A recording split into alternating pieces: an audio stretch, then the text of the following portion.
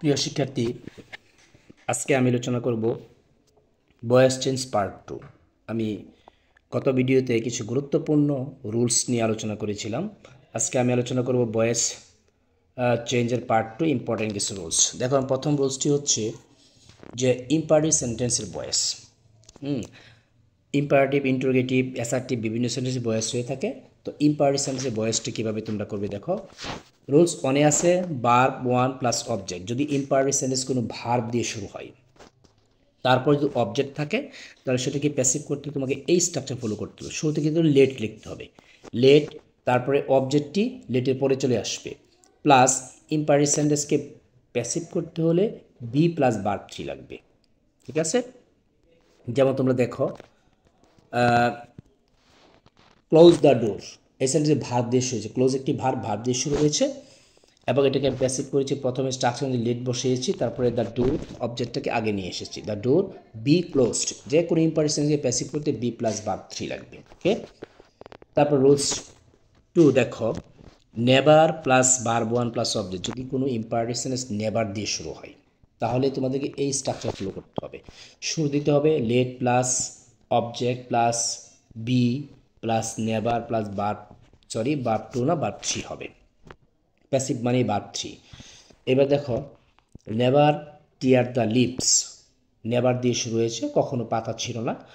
তো এটাকে যখন আমি প্যাসিভ করব, স্ট্রাকচার অনুযায়ী আমি শুরুতে দিয়ে লেট বসিয়েছি, তারপরে দ্য লিপস অবজেক্টটাকে আগে নিয়ে আসলাম, দ্য লিপস, তারপরে বি বসিয়েছি, ইম্পারেটিভকে প্যাসিভ করতে বি লাগে, তারপরে নেভারটা দেখো দুইটা ভার্বের মধ্যে বসিয়েছি এবং ভার্ব 3 টার্ন, টিয়ারে ভার্ব 3 টার্ন। তো আশা করি তোমরা রুলস 2 বুঝতে পেরেছ।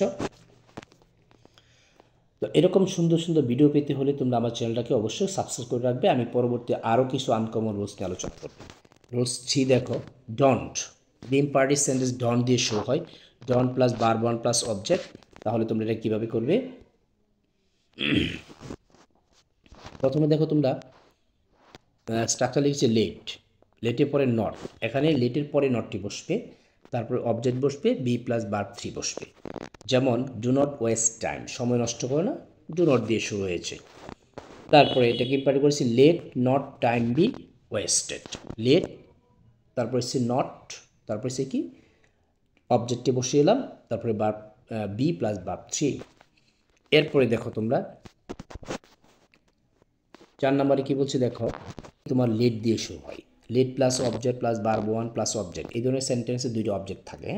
লেটের পরে একটা অবজেক্ট, ভার্বের পরে একটা অবজেক্ট। তখন সেটাকে প্যাসিভ করতে হলে প্রথমে লেট, তারপরে লেট, তারপরে তোমার লেট,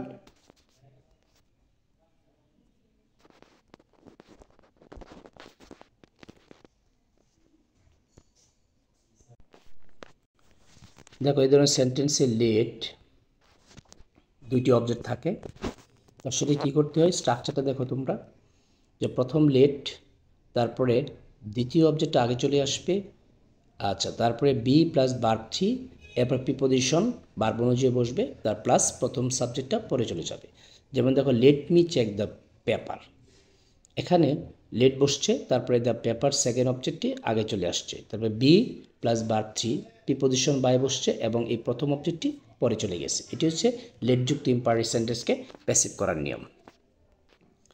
যেমন 5 নম্বর রুলস দেখো তোমরা, প্লিজ বা কাইন্ডলি থাকলে অথবা অবজেক্ট না থাকলে, যদি ইম্পারেটিভ সেন্টেন্স প্লিজ বা কাইন্ডলি দিয়ে শুরু হয় অথবা বাক্যের শেষে যে অবজেক্ট না থাকে, তাহলে সেটাকে এই স্ট্রাকচার ফলো করতে হবে। শুরুতে লিখতে হবে ইউ আর রিকোয়েস্টেড অথবা টোল্ড অথবা ordered plus verb one plus extension. যেমন প্লিজ হেল্প মি।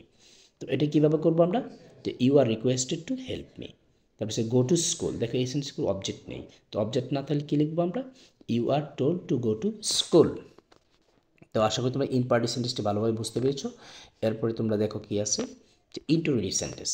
কোনো ইন্টারোগেটিভ সেন্টেন্সকে ভয়েস করতে হলে কী করতে হয়,